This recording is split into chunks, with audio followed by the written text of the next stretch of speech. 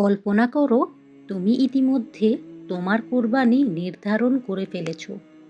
টাকা দিয়ে দিয়েছ, সবাইকে বলেছ এবছর তুমি দিচ্ছ। কিন্তু ঈদের 3 দিন আগে তুমি নখ কেটে ফেললে, অথবা হয়তো চুল কেটে এলে। তুমি না জেনে এটা ভুল করে ফেলেছ। বেশিরভাগ মানুষ জানেই না এই বিধানটা আছে। এবং আজকে আমরা এমন একটা বিষয়ে কথা বলবো যেটা প্রতি বছর লক্ষ লক্ষ মুসলিম মিস করে। খারাপ নিয়তে না, শুধু কেউ বলেনি বলে। তাই তুমি বা তোমার পরিবারের কেউ যদি এবছর কোরবানিতেই শেষ পর্যন্ত থাকো, কারণ এটা তোমার ঈদুল আজহার প্রস্তুতি চিরদিনের জন্য বদলে দিতে পারে ইনশাআল্লাহ। কোরবানি হলো সারা বছরের সবচেয়ে প্রিয় ইবাদতগুলোর একটা। জিলহজ মাসে ঈদুল আজহার দিনগুলোতে পশু জবাই করার এই আমল আমাদের সরাসরি ইসলামের ইতিহাসের সবচেয়ে মহান গল্পটার সাথে যুক্ত করে। একজন বাবার গল্প, যিনি তার সন্তানকে দুনিয়ার সব কিছুর চেয়ে বেশি ভালোবাসতেন। তবুও যখন আল্লাহ সেই সন্তানকে ছেড়ে দিতে বললেন, তিনি দ্বিধা করেননি। পূর্ণ বিশ্বাস আর পূর্ণ আত্মসমর্পণ নিয়ে সেই আদেশের দিকে এগিয়ে গেলেন। আল্লাহ সন্তানের কোরবানি চাননি, আল্লাহ হৃদয়ের আত্মসমর্পণ দেখতে চেয়েছিলেন। কোরবানি আসলে এটাই, শুধু পশু নয়, আল্লাহর জন্য প্রিয় কিছু ছেড়ে দেওয়ার মানসিকতা।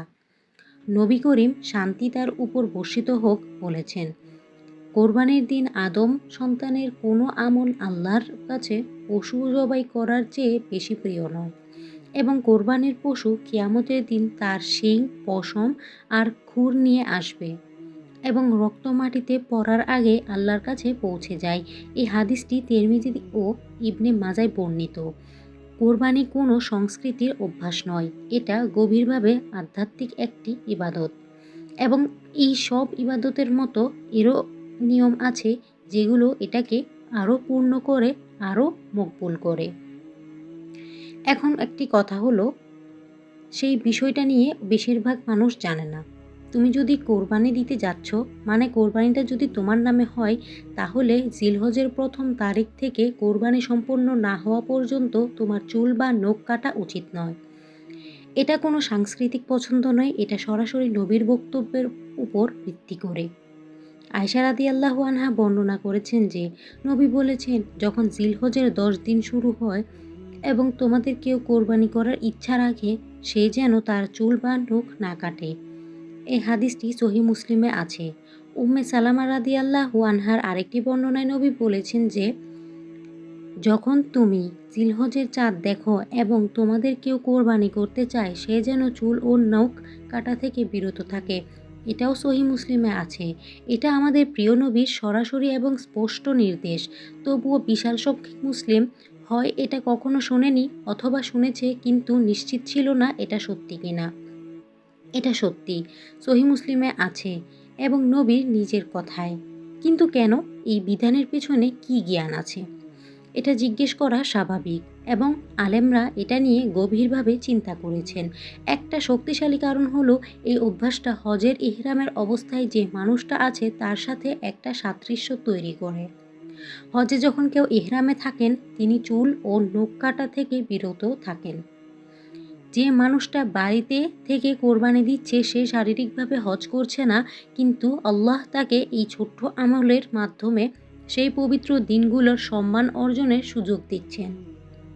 আরেকটা সুন্দর কারণ হলো, এটা তোমার পুরো সত্তাকে ইবাদতের সাথে যুক্ত করার একটা পথ।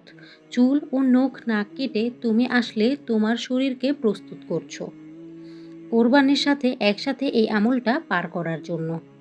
ইবনুল কাইয়িম, ইসলামের ইতিহাসের অন্যতম বড় আলেম, বলেছেন যে কোরবানি দাতা এই বিশেষ দিক থেকে হাজির সাথে সাদৃশ্য রাখেন, এবং সেই সাদৃশ্যের কারণে আশা করা যায় যে আল্লাহ তাকে ক্ষমা করবেন যেভাবে হাজিকে ক্ষমা করেন।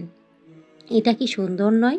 তুমি বাড়িতে আছো, এবছর মক্কায় যেতে পারোনি, কিন্তু তুমি কাঁচিটা রেখে দিলে, নেল কাটারটা তুলে রাখলে, এবং সেই ছোট্ট সংযমের মাধ্যমে নিজেকে এমন কিছুর সাথে যুক্ত করলে যেটা তোমার নিজের চেয়ে অনেক বড়।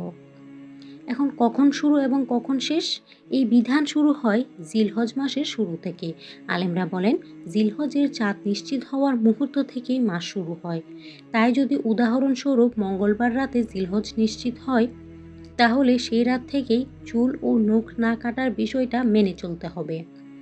এটা চলে যতক্ষণ না তুমি কোরবানি সম্পন্ন করো। কোরবানি হয়ে গেলেই এই বিধান উঠে যায়। তারপর তুমি চুল কাটতে এবং নখ ছাড়তে পারো।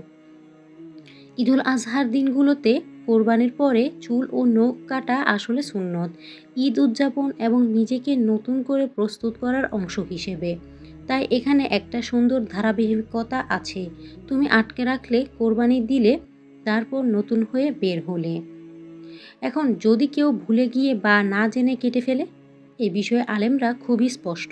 যদি কেউ এই দিনগুলোতে ভুল করে, ভুলে গিয়ে বা বিধান না জেনে চুল বা নখ কেটে ফেলে, তাহলে তার কোনো গুনাহ নেই, কোনো কাফারা দিতে হবে না এবং তার কোরবানি সম্পূর্ণ বৈধ থাকবে ইনশাআল্লাহ। ইবনে কুদামা, একজন প্রধান আলেম, স্পষ্টভাবে বলেছেন যে এটা কোরবানিকে বাতিল করে না, এটা একটা প্রস্তাবিক সংযম এবং ভুলে যাওয়া কোরবানিকে বাতিল বা কম গ্রহণযোগ্য করে না। তবে যদি কেউ বিধান জেনেও ইচ্ছাকৃতভাবে উপেক্ষা করে, সে একটা বড় ফজিলত হাতছাড়া করেছে। তার কোরবানি বৈধ থাকে, কিন্তু সে কোনো কারণ ছাড়াই একটাই সুন্দর জিনিস ছেড়ে দিয়েছে। এবং এই জন্যই জ্ঞান এত গুরুত্বপূর্ণ। যেটা সম্পর্কে জানো না, সেটা রক্ষা করতে পারো না। এখন এক মুহূর্ত একটু থামো তো। আজকের আগে কি তুমি এই বিধানটা জানতে? যদি এটা তোমার জন্য নতুন হয়, কমেন্টে লিখো জানতাম না। যদি জানতে কিন্তু আগের বছরগুলোতে ভুলে গিয়েছো, লিখো এবছর ইনশাআল্লাহ চেষ্টা করব। আর যদি চাও আল্লাহ তোমার কুরবানি কবুল করুন, লিখো আমিন। এখন চুল ও নখ বলতে কি বোঝায়? যখন আমরা বলি চুল কাটবে না, এর মধ্যে মাথার চুল, পুরুষের ক্ষেত্রে দাড়ি এবং সাধারণভাবে শরীরের লোম অন্তর্ভুক্ত। একইভাবে 2 হাত ও পায়ের নখও এর মধ্যে পড়ে। কিছু আলেম বলেছেন এটা বিশেষভাবে মাথার চুল ও নখকে বোঝায়, আবার অন্যরা এটাকে সব শরীরের লোমে প্রসারিত করেছেন। নিরাপদ এবং পূর্ণ অবস্থান হলো, যদি তুমি কোরবানি দিচ্ছ, তাহলে এই দিনগুলোতে কোনো চুল বা নখ কাটা বা ছাঁটা থেকে তুমি বিরত থাকবা। এর মানে এই নয় যে তোমাকে অস্বস্তিকর কিছু সহ্য করতে হবে। যদি কোনো লোম ব্যথার কারণ হয়, কোনো নখ ভেঙে কষ্ট দিচ্ছে, আলেমরা প্রয়োজনীয়তার ক্ষেত্রে ব্যবস্থা নেওয়ার অনুমতি দিয়েছেন, কিন্তু প্রয়োজন ছাড়া বিধান হলো বিরত থাকা। এখন প্রশ্ন হলো, এটা কার জন্য প্রযোজ্য? এটা সেই ব্যক্তির জন্য প্রযোজ্য যার নামে কোরবানি দেওয়া হচ্ছে। এটা গুরুত্বপূর্ণ। যদি স্বামী পুরো পরিবারের পক্ষ থেকে কোরবানি দেন, তাহলে বিধানটা তার উপর প্রযোজ্য, কারণ তিনিই কোরবানি দিচ্ছেন। যদি বাবা কোরবানি দেন এবং ছেলের নিজের কোরবানি না থাকে, তাহলে সেক্ষেত্রে বিধানটা ছেলের উপর কঠোরভাবে প্রযোজ্য নয়। তবে যদি পরিবারের প্রতিটি সদস্য নিজেদের কোরবানি দেওয়ার নিয়ত করে, তাহলে প্রত্যেককে আলাদাভাবে এই বিধান মেনে চলতে হবে। কিছু আলেম বলেছেন, স্বামী যদি পরিবারের পক্ষ থেকে কোরবানি দেন, তাহলে সম্মান ও ভালোবাসার জন্য পুরো পরিবারের এটা পালন করার চেষ্টা করা সুন্দর, কিন্তু কঠোর বিধান হলো যে কোরবানি দিচ্ছে তার উপর। এখন কোরবানি দেওয়া নারীদের ক্ষেত্রেও কি একই? হ্যাঁ, যে নারী নিজের নামে কোরবানি দিচ্ছেন, তার জন্য বিধানটা সমানভাবে প্রযোজ্য। তিনিও এই দিনগুলোতে চুল কাটা বা নখ ছাঁটা থেকে বিরত থাকবেন। এই বিধানে পুরুষ ও নারীর মধ্যে কোনো পার্থক্য নেই। সহিহ মুসলিমের হাদিসটা সাধারণভাবে বলা হয়েছে। নবী বলেছেন, তোমাদের যে কেউ কোরবানি করতে চায়, এটা পুরুষের মধ্যে সীমাবদ্ধ নয়। এখন কথা হলো, যদি এখনই জেনে থাকো আর জিলহজ শুরু হয়ে গেছে, তখন কি হবে? যারা মাসের মধ্যে প্রথমবার এটা শুনছেন, তাদের অনেকে মনে এই প্রশ্নটি আসবে। উত্তরটি সহজ, তুমি যেই মুহূর্তে জানতে পারবে, তুমি সেই মুহূর্ত থেকে বিরত হও। যদি না জেনে জিলহজের 2 দিনের মাথায় চুল কেটে ফেলো, সেটা মাফ করা হয়েছে, কিন্তু এই জ্ঞান তোমার কাছে পৌঁছানোর মুহূর্ত থেকে তুমি বিরত থাকবে। জ্ঞান দায়িত্ব তৈরি করে এবং এখন তুমি জানো, তাই এ বছর এবং এর পরে প্রতি বছর সঠিকভাবে এটা করার সুযোগ তোমার কাছে আছে। এখন ভাবো তো, এটা কতটা একটি সহজ কাজ। তোমাকে পাহাড় চড়তে বলা হচ্ছে না, বিশাল কোনো কষ্টের কাজ করতে বলা হচ্ছে না, শুধুমাত্র বলা হচ্ছে 10 দিন চুল বা নখ কেটো না। ব্যাস 10টা দিন।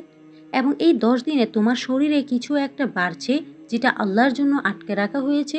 যতবার তুমি এটা লক্ষ্য করো এবং না কাটার সিদ্ধান্ত নাও, সেটা আল্লাহর জন্য তোমার একটি বড় পছন্দ। আলেমরা বলেন জিলহজের এই 10টা দিন সারা বছরে আল্লাহর কাছে সবচেয়ে বেশি প্রিয় দিন। নবী নিজেই এটা বলেছেন, এই দিনগুলোতে করা আমল অন্য যে কোনো দিনের আমলের চেয়ে আল্লাহর কাছে অনেক অনেক বেশি প্রিয়। তাই এই দিনগুলোতে তুমি যা করো, প্রতিটা নামাজ, প্রতিটা দান, প্রতিটা সংযম, প্রতিটা সকালে ভালো নিয়তে জাগা, এটা বছরের অন্য কোনো সময়ের মতো নয়। এবং চুল ও নখ না কাটার এই ছোট্ট শারীরিক সংযম, এটা তোমাকে সেই বরকতময় দিনগুলোর সাথে এমনভাবে যুক্ত করে যেটা তোমার আশেপাশের বেশিরভাগ মানুষ জানবেও না।